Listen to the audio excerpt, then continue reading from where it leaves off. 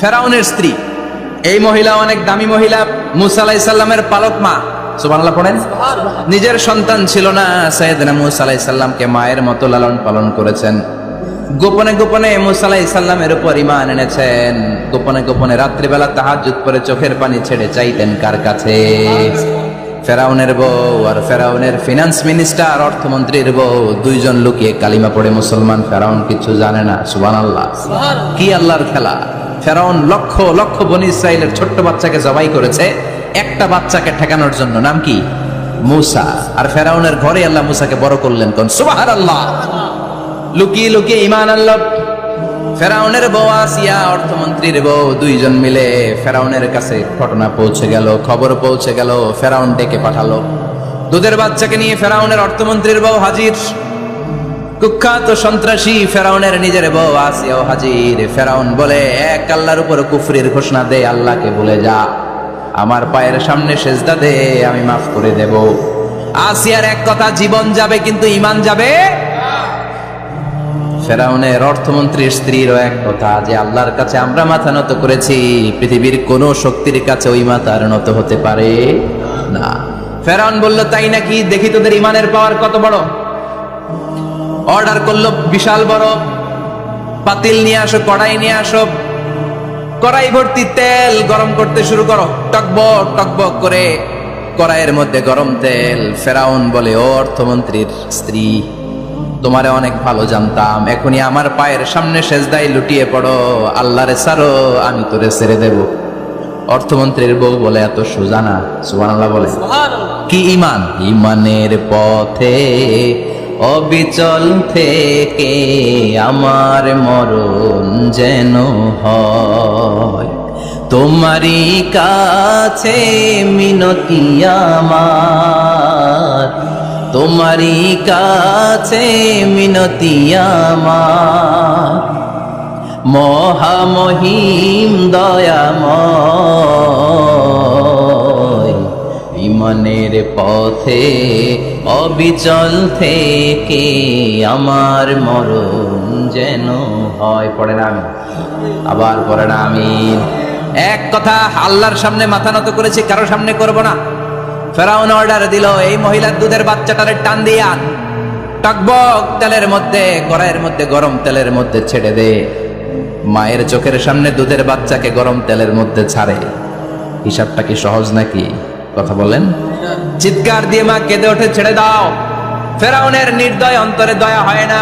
দুধের বাচ্চাটারে তেলের মধ্যে ছেড়ে দেওয়ার পরে মুহূর্তের মধ্যে ছেলেটা রোস্ট হয়ে যায়।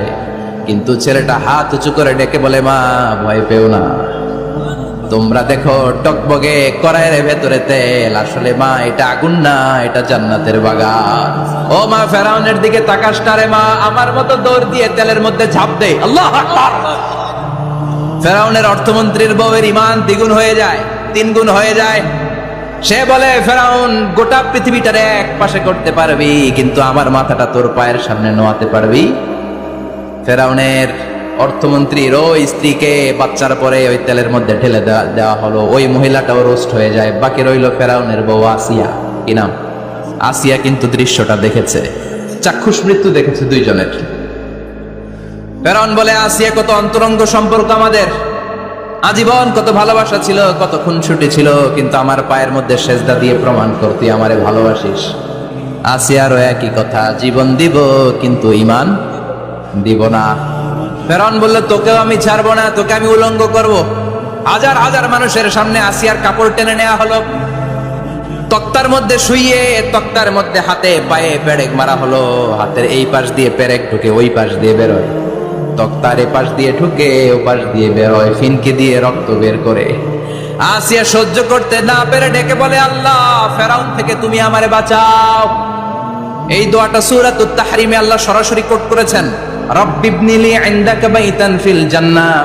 ও আল্লাহ, মালিক, তোমার পাশে জান্নাতে একটা ঘর বানায়া দিও। এরকম একটা সঙ্গীত আছে না নাই? এই সঙ্গীতটা সরাসরি সূরাতুত তাহরিম আসিয়ার দোয়া থেকে কোট করা হয়েছে। পড়েন সুবহানাল্লাহ। মালিক, তুমি জান্নাতে তোমার পাশে আমায় একটি ঘর বানিয়ে দিও। একটি ঘর বানিয়ে দিও সে বিভীষিকাময় মহাদিনে, তোমার প্রতিবেশী করে নিও মালিক তুমি জান্নাতে, তোমার পাশে আমায় একটি ঘর বানিয়ে দিও, একটি ঘর বানিয়ে দিও। আল্লাহু আকবার। সেই 5000 বছর আগের দোয়া আজও আমরা তাফসীর মাহফিলে গান বানিয়ে বলি। 5000 বছর আগের কথা আজও আমরা কোরআনের আয়াত হিসেবে পড়ি। আল্লাহু আকবার। কি মাকবুল হয়েছেন মহিলাটা আল্লাহর দরবারে। আল্লাহরে বললেন, আল্লাহ শুধু তোমার ইবাদতের কারণে আজকে আমার এমন দশা উলঙ্গ হওয়া লাগলো, আমার হাতে পায়ে পেরেক ঠোকা হলো, আল্লাহ এখন গরম তেলের মধ্যে ছেড়ে দেয়া হবে, তুমি বাঁচাও। আল্লাহ বললেন, জিব্রাইল আমার জান্নাত আরে আসিয়ার চোখের সামনে তুলে ধর। আমার আসিয়া দুনিয়ার বুকে থেকে জান্নাত দেখে দেখে আমার মেহমান হয়ে আমার কাছে আসবে। আসিয়াকেও গরম তেলের মধ্যে ফেলে দেয়া হলো। দুনিয়ার বুকে থেকে জান্নাতের নমুনাটা দেখতে দেখতে সাইয়েদাতুনা আসিয়া আল্লাহর কাছে চলে গেলেন। পড়েন আল্লাহু আকবার। এজন্য ঈমানের পথে অবিচল থেকে আমার মরণ যেন হয়। পড়েন আমিন। তাহলে আসিয়ার জীবনী থেকে আমার মায়েদের জন্য শিক্ষা হলো, ঈমান ছাড়া যাবে না, বেঈমান হয়ে মরা যাবে না, মাজারে গিয়ে মুশরিকাদের কাতারে নাম তোলা যাবে। ওই মায়েরা ঈমান কেমন করে রক্ষা করবেন? ঈমান কত বড় দামি জিনিস। ঈমান একজন নারীর মর্যাদা আল্লাহর কাছে কত বাড়িয়ে তোলে। আসিয়ার জীবনে শিক্ষাটা আছে না নাই? কথা কম বোঝা যায়, বোঝা যায়। তাহলে প্রথমে জানলাম কার কথা? হাজারের কথা। হাজারার জীবনী থেকে শিক্ষা ছিল তাওয়াক্কুল করতে হবে একজনের উপর, তিনি কে? আল্লাহ। আসিয়ার জীবনী থেকে আমরা কি শিখলাম? ঈমান রক্ষা করতে হবে। জীবন যাবে, ঈমান যাবে, জীবন যাবে, ঈমান যাবে। 3 নম্বরে মারিয়াম আলাইহাস সালাম, আজীব একটা মহিলা, স্বামী ছাড়া তার পেটের ভেতরে সন্তান দিয়েছে কে? আবার উনার নামে কোরআনে একটা সূরা দিয়েছে কে? কি নাম? সূরাতু মারিয়াম। কাফ হা ইয়া আইন সাদ, যিকরু রাহমাতি রাব্বিকা আবদাহু যাকারিয়া। আল্লাহু আকবার।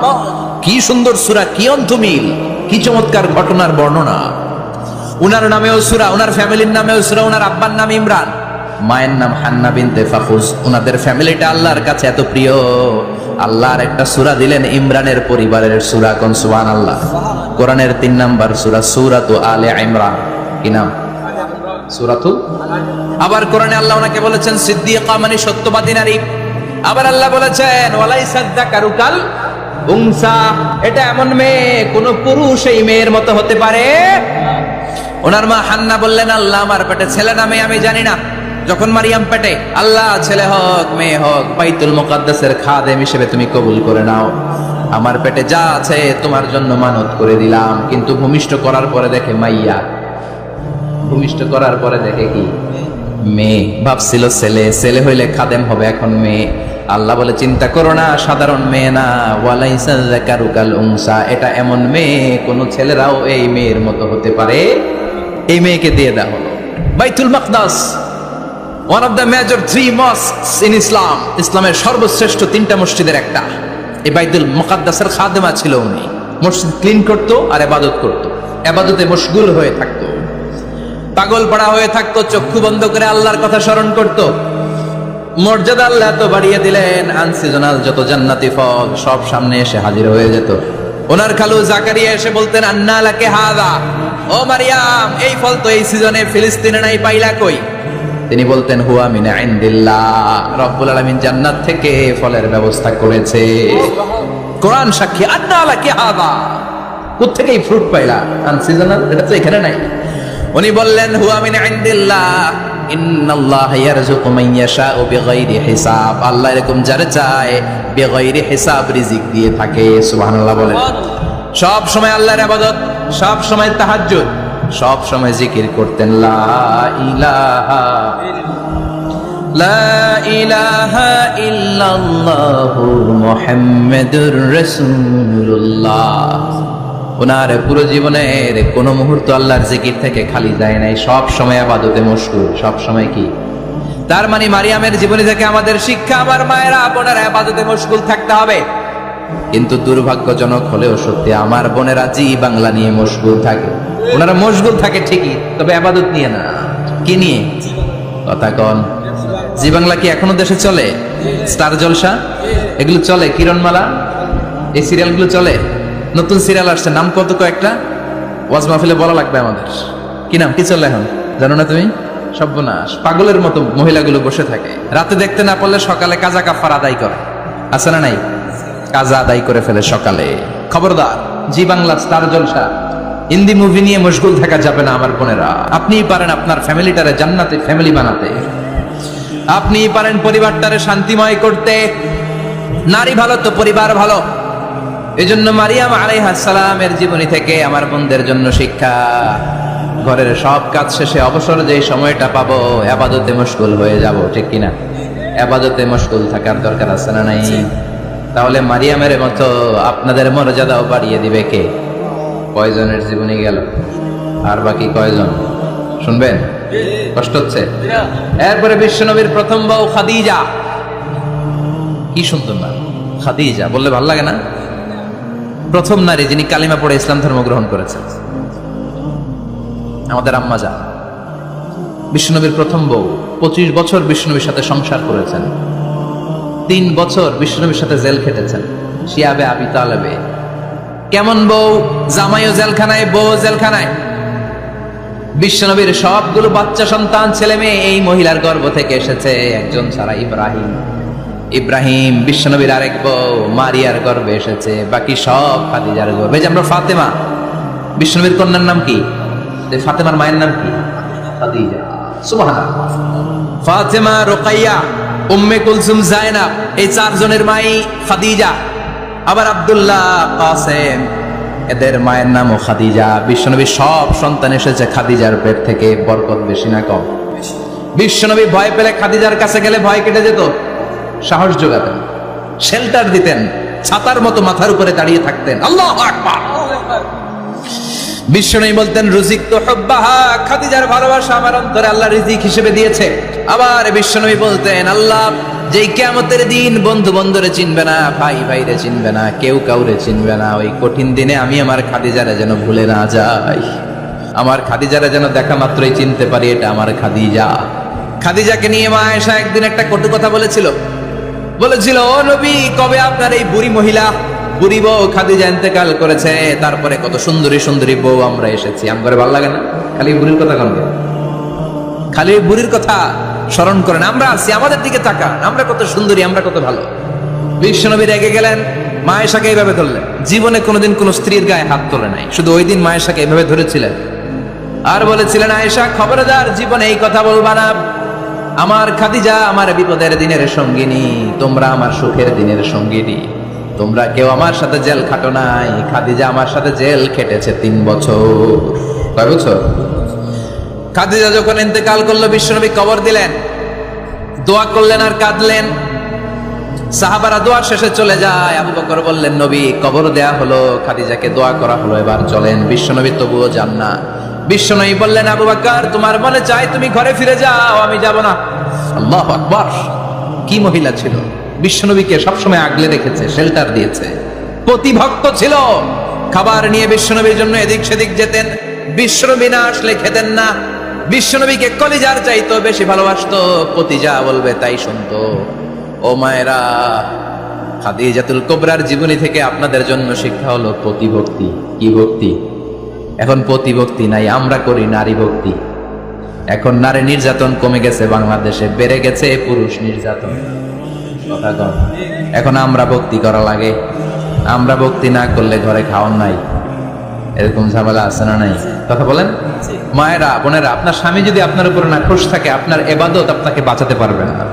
বিশ্বনবী ফাতেমাকে বললেন, ফাতেমা তুমি বিশ্বনবীর মেয়ে হতে পারো, কিন্তু আলী যদি তোমার উপর না খুশ থাকে, তোমার সব শেষ, সব শেষ।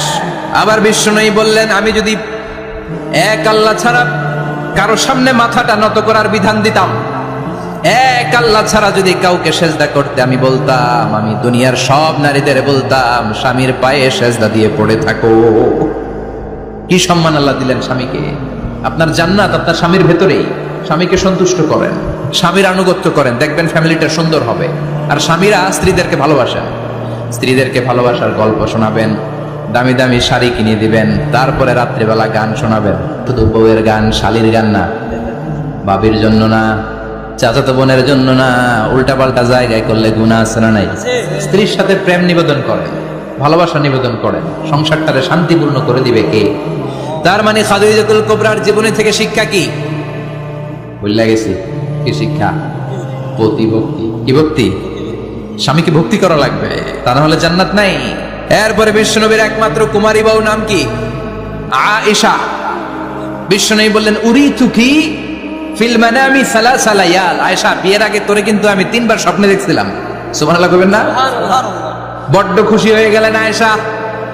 এরপরে বললেন 3 বার স্বপ্ন দেখার পরে তোমার ব্যাপারে মনের মধ্যে কেমন কেমন যেন ভালো লাগে। তারপরে একটা ছোট্ট কাগজের মধ্যে, জান্নাতি কাগজ, রেশমি কাপড়ের মধ্যে তোমার চেহারাটা এনে জিব্রাইল বললেন দেখেন নবী কেমন লাগে। আমি কইলাম ভালো লাগে। কার মেয়ে? আপনার বন্ধু আবু বকরের মেয়ে, বিয়ে করবেন নাকি? বিশ্বনবী বললেন ও জিব্রাইল, তুমি যদি ঘটক হও, আল্লাহ যদি হয় কাজী, আমি মুহাম্মদ বিয়েতে রাজি। সুবহানাল্লাহ পড়েন। বিয়ে হয়ে গেল, কিন্তু ঘরে দামি ফার্নিচার নাই, টাকা পয়সাও তেমন নাই, কিন্তু আছে খালি সুখ। আছে কি? যেটা টাকা দিয়ে কিনা যায়, টাকা দিয়ে বাড়ি কিনা যায়, গাড়ি কিনা যায়, সুখ কিনা যায় নাকি? টাকা দিয়ে বিছানা কিনা যায়, বালিশ কিনা যায়, হোম কিনা যায় নাকি? কথা বলেন। এজন্য সুখ দেওয়ার মালিক কে? দোকানে সুখ পাওয়া যায়? সুখ দেওয়ার মালিক একজন, তিনি কে? মা এসে একমাত্র কুমারী বউ, আদর করে তিনি ডাকতেন হুমায়রা, আবার মাঝে মাঝে ডাকতেন ইয়া আইশু। আয়েশা না, আয়েশু সংক্ষেপ। এত ভালোবাসতেন মা আয়েশাকে। মা আয়েশা গ্লাসের যেই জায়গা দিয়ে পানি খেতেন, বিশ্বনবী ওই জায়গায় মুখ লাগিয়ে পানি খেত। মা আয়েশা গোশতকে হাড্ডি ফেলে দিলে বিশ্বনবী ওই হাড্ডিটা নিয়ে চষতে শুরু করে দিত। এক বালতি থেকে পানি নিয়ে 2 জনে গোসল করত। আবার বিশ্বনবীর সাথে সাথে মাঝে মাঝে বায়না ধরতো, মাঝে মাঝে রাগও করতো। সুবহানাল্লাহ কোন? স্বামী স্ত্রীর মধ্যে একটু রাগ আছে না নাই? রাগ থাকলে ওইটারে আবার ভালোবাসায় পরিণত করে দেয় কে? রাগ না থাকলে ভালোবাসা তো ভালোবাসাই না, রাগ থাকতেই হবে, তাইলে ভালোবাসার মর্ম বোঝা যায়। চিল্লায় বলেন ঠিক কিনা? ক্ষুধা না থাকলে খাবারের মর্যাদা বোঝা যায় না। সারাদিন পেট ভরা, খাবার মজা বুঝবেন? ক্ষুধা, প্রচন্ড ক্ষুধা, তৃষ্ণার্ত, লেবুর শরবত পাইলে অমৃতের মতো লাগে। প্রচন্ড ক্ষুধা, হাজি বিরিয়ানি পাইছেন 1 প্লেট, ইচ্ছে মতো খাবেন, কিন্তু পেট ভর্তি, হাজি বিরিয়ানি খাওয়া যাবে? এজন্য রাগ না থাকলে ভালোবাসা যে কত দামি, ভালোবাসা যে আল্লাহর পক্ষ থেকে কত বড় নেয়ামত বোঝা যায় না। মাঝে মাঝে মা আয়েশা রাগ করতেন, শুনতেছেন? বিশ্বনবী বলেন আয়েশা, কখন তুমি রাগ করো, কখন তুমি আমারে ভালোবাসো আমি বুঝি। সুবহানাল্লাহ পড়েন। মা আয়েশা বললেন কেমনে বুঝেন? বিশ্বনবী বললেন যখন তুমি রাগ করো তখন নামাজের পরে দোয়ার মধ্যে বলো, ও ইব্রাহিম আলাইহিস সালামের আল্লাহ, আপনি আমার উপর দয়া করেন। তার মানে তুমি রাগ করে আছো, আমার নাম নাও নাই। আর যখন আমার উপর খুশি থাকো, নামাজের পরে দোয়াতে বলো, মুহাম্মদ সাল্লাল্লাহু আলাইহি ওয়াসাল্লামের আল্লাহ, আপনি আমাদের উপর রহমত করেন। তার মানে খুশির সময় তুমি আমার নাম নাও, রেগে গেলে অন্য নবী দেওয়ার দোয়া সেরা দাও, রেগে গেলে আমার নামটা নাও না। মা আয়েশা বলে নবী গো, আমি তো শুধু নামটাই মুখ দিয়ে নেই না, কিন্তু কলিজা থেকে তো আপনারে বাদ দিতে পারি না। আল্লাহু আকবার! কি ভালোবাসা! মা আয়েশা বলতেন আমি যখন বিশ্বনবীর সাথে শীতের রাতে এক ল্যাপের নিচে ঘুমাতাম, তখনও জিব্রাইল অভিনাজিল করত। সুবহানাল্লাহ নাই? কোন স্ত্রীর সাথে অন্তরঙ্গ বসবাসের সময় কোরআনের অভিনাজিল হতো না। একমাত্র মা আয়েশার সাথে যখন এক বিছানার এক ল্যাপের নিচে 2 জন শুয়ে আছে, কোরআনের আয়াত নাজিল করছে কে? আবার মা আয়েশা বলছেন আমার কারণে ও মুসলিম উম্মাহ তোমরা তায়াম্মুমের বিধান পেয়েছো। ফাতায়াম্মামু সাঈদান তাইয়্যিবা। মা আয়েশা একটা যুদ্ধে গিয়েছিলেন, যুদ্ধ থেকে ফেরার পথে মা আয়েশার গলার লকেট নাই। মাঝে মাঝে হয় না, মহিলা গলার লকেট পায় না, পুরা বাড়ি আগুন করে ফেলাইছে, লকেট নাই, লয়ে গেল রে, নিয়ে গেল রে, হারাইলাম রে। মা আয়েশার লকেট নাই। লকেট হারানোর পরে মা আয়েশা কান্নাকাটি। বিষ্ণু বললেন থামো। অনেকক্ষণ থামার পরে লকেট খুঁজে পায় না, সবাই খোঁজাখুঁজি, লকেট কই, লকেট কই, লকেট খুঁজে পায় না। ওদিক দিয়ে মাগরিবের নামাজের সময়ও শেষ, নামাজের সময় শেষ। আর যেই জায়গায় লকেট খোঁজার জন্য থামা হয়েছে ওই জায়গায় আবার পানি নাই, পানি সামনে, পানির দিকেও যেতে পারে না, লকেটও খুঁজে পায় না, নামাজও পড়া যায় না। সব সাহাবীরা মিছিল শুরু করছে, আবু বকর রে ধর, ধর ধর, আবু বকর রে ধর। আবু বকরের মেয়ের কারণে নামাজ আমাদের চলে যাচ্ছে। সাইয়েদনা আবু বকর ঘটনা বেসামাল দেখে আয়েশার কাছে গেল, যে দেখে বিশ্বনবী মা আয়েশার কোলের মধ্যে ল্যাপের মধ্যে মাথা দিয়ে শুয়ে আছে। রাগের চোটে বুখারীর বর্ণনা, আঙ্গুল নিয়ে মা আয়েশার পেটের মধ্যে দিল এক খোসা। লকেট হারাইলি কেন ক? তোর জন্য বাইরে মিছিল চলে, তোর জন্য বাইরে সব সাহাবারা বলে নামাজ পড়তে হবে, সময় নাই। ও আবু বকর, আপনার মেয়ের কারণে এই কাণ্ড। খাসরা মানে কুমর। আবু বকর মা আয়েশার খাসরাতে এত জোরে গুতা মেরেছেন, মা আয়েশা বললেন এই গুতার কারণে আমি অনেক দূরে চলে যাওয়ার কথা ছিল ব্যথার চোটে, কিন্তু যাই নাই, কারণ কোলে কে? কোলের মধ্যে বিশ্বনবীর মাথা, নড়ে গেলে বিশ্বনবীর ঘুম ভেঙে যাবে, ব্যথাটা হজম করেছি, নড়ি নাই। আল্লাহ তখন আয়াত নাজিল করলেন, ফালাম তাজিদু মাআন ফাতায়াম্মামু সাঈদান তাইয়্যিবা। ও সাহাবারা, মিছিল বন্ধ করো। কোন নারীর বিরুদ্ধে মিছিল করো? এই নারীর সাথে তো বিয়ে আমি সরাসরি বিশ্বনবীর দিয়েছি। যাও, ওজুর জন্য টেনশনে ছিল, টেনশনের দরকার নাই। আয়েশার কারণে আজকে নতুন করে একটা বিধান দিলাম, আজ থেকে যদি ওজুর পানি না পাওয়া যায়, বালুর মধ্যে 2 হাত বাড়ি মেরে তায়াম্মুম করো, নামাজ পড়ে নাও, কবুল করে নিবে কে? এই মা আয়েশার লকেট হারানোর কারণে তায়াম্মুমের বিধান নাজিল হয়েছে। কোন সুবহানাল্লাহ। আচ্ছা, বলতেন ও উম্মতেরা, জেনে রাখো যে তায়াম্মুম করো, এটা কিন্তু আমার কারণে পাইছো। সুবহানাল্লাহ কোন? আবার মা আয়েশা বলতেন, আমার কোলে মাথা রেখে বিশ্বনবী শেষ নিঃশ্বাস ত্যাগ করেছে, আবার আমার ঘরের মধ্যেই বিশ্বনবীর কবর। সুবহানাল্লাহ। বিশ্বনবীর কবরটা কিন্তু মা আয়েশার ঘরের মধ্যে। এখনো বিশ্বনবীর কবর যেই জায়গায়, এই জায়গায় মা আয়েশার ঘর ছিল। সুবহানাল্লাহ কোন? 2210টি হাদিস বর্ণনা করেছে। কত? কথা কন। 2210টা ফ্যামিলির হাদিস বর্ণনার জন্য মা আয়েশাকে আল্লাহ তাআলা বিশ্বনবীর ট্যাপ রেকর্ডার বানিয়ে পাঠিয়েছেন। যাই বিশ্বনবী বলতেন, ট্যাপ রেকর্ডের মতো রেকর্ড করে সব সাহাবীদের কাছে বর্ণনা করতেন। কত কবিতা উনি নিজে জানতেন, নিজেই জানে না। কত মাসালা যে জানতেন, তার কোনো হিসাব নাই। ইলমুল ফারায়েজ, বাপ মরলে ছেলে মেয়ে থাকলে কে কতটুকু সম্পদ পাবে, মা আয়েশার চেয়ে এই বিধান মদিনায় কেউ জানতো না। বিশ্বনবীর ইন্তেকালের পরে সাহাবাদের মধ্যে কোনো মাসালা নিয়ে কনফিউশন হলে সব সাহাবারা আম্মা জান আয়েশার কাছে এসে সলিউশন নিয়ে যেতেন। সুবহানাল্লাহ কোন? বিশ্বনবী যা বলেছেন সব মুখস্থ রেখেছেন, সব জ্ঞানের কথা ছড়িয়ে দিয়েছেন, সব সময় পড়াশোনা করতেন। সুবহানাল্লাহ। তার মানে মা আয়েশার জীবনী থেকে আপনাদের জন্য শিক্ষা হচ্ছে জ্ঞানার্জন, জ্ঞানানুরাগী হতে হবে। কি হতে হবে? জ্ঞানানুরাগী। বুখারীর বঙ্গানুবাদ পাওয়া যায়, কোরআনের বঙ্গানুবাদ পাওয়া যায়, ইসলামিক অনেক ভালো ভালো রাইটারের বই পাওয়া যায়, ঠিক কিনা? এগুলো পড়ার দরকার আছে না নাই? অনেকে বলে, হুজুর আমার ছেলেটা মোবাইল ছাড়া কিছু বোঝে না। কি কয়? মোবাইল ছাড়া কিছু বোঝে না। হুজুর মোবাইল দিলে ঠান্ডা, মোবাইল নিলে কান্দে, এরকম আছে না নাই? এর কারণ হাজব্যান্ড ওয়াইফ দুইটার কাছে সবসময় মোবাইল। কথা কন। বাবার কাছেও মোবাইল, মায়ের কাছেও মোবাইল, তো ছেলে মোবাইলের জন্য কাঁদবে না তো কি করবে?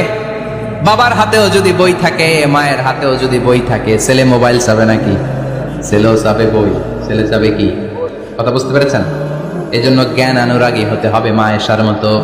মা আয়েশা 2210টা হাদিস মুখস্থ করেছে, আপনি কয়টা করছেন? উনি পারলে আপনি পারবেন না কেন? মায়েরা শুনতেছেন তো? আশা করি আপনারা শুনতেছেন। তাহলে মা আয়েশার জীবনী থেকে আমরা শিক্ষা পেলাম, জ্ঞান চর্চা করতে হবে। সর্বশেষ কোন নারী? কথা কন। ফাতিমা রাদিয়াল্লাহু তাআলা আনহা, বিশ্বনবীর কলিজার টুকরা। চাচাতো ভাই আলীর সাথে বিয়ে হলো। আলী যখন প্রস্তাব দিল ফাতেমার কাছে, যে বলে, ও ফাতেমা রাজি আছো কিনা? চুপচাপ, কথা কয় না। বিশ্বনবী বুঝলেন রাজি, দুইজনকে বিয়ে পড়িয়ে দিলেন। বিয়ে পড়িয়ে দুইজনকে দাঁড় করিয়ে দিয়ে বিশ্বনবী ওযু করলেন। ওযু করার পরে সামান্য কিছু ওযুর পানি ছিল, আলীর মাথার মধ্যে ছিটিয়ে দিলেন, বরকতের পানি। সুবহানাল্লাহ কইবেন না? সুবহানাল্লাহ। ওযু করে সাইয়েদনা আলীর মাথার মধ্যে ছিটিয়ে দিলেন আর দোয়া করে দিলেন, বারাকাল্লাহু লাকুমা ওয়া বারাকা আলাইকুমা ওয়া জামাআ বাইনাকুমা ফি খাইর।